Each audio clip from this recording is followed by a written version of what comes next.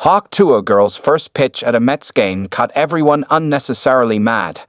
MadHaliey Tuah Girl Welch joined the storied ranks of Yo La Tengo, Japanese Breakfast, 50 Cent, and Grimace by throwing out the ceremonial first pitch at a New York Mets game. Welch took the mound Thursday as the Mets faced off against the Oakland Athletics, and her throw was solid. Welch knew her game, didn't try to hurl 60 feet to home plate, tossed a strike to her friend instead, and then shared a celebratory chest bump.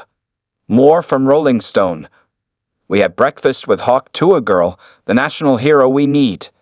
The men who filmed Tuah think they should be famous, too. The Iron Shake was Tuah before Tuah was cool. It was totally innocuous, the usual stump a baseball team will pull during the dog days of August to gin up some social media attention. And yet, nevertheless, people online, many of them dudes, obviously, lost their damn minds. The complaints were frequently of a puritanical and or phony highbrow bent. Nothing says family-friendly more than having the Tuah Girl throw the first pitch at a Mets game, one person wrote. Tuah Girl just threw out the first pitch at the Mets game. Society is doomed, tweeted the main account of the once great, now irrelevant sports site Deadspin. First pitch at the Mets game. Tuah Girl. Make it make sense, wrote the perennially grumpy, right-leaning sports columnist Jason Whitlock.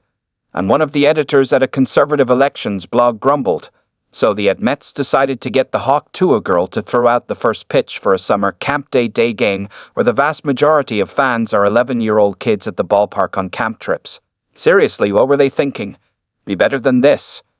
To be mildly fair, it was funny the way the Mets, and some media outlets, had to dance around the fact that Welch's fame, of course, stems from a blowjob joke.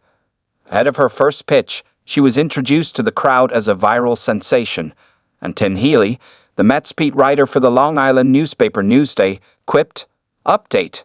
I am not allowed to mention in Newsday who threw out the first pitch for the Mets today."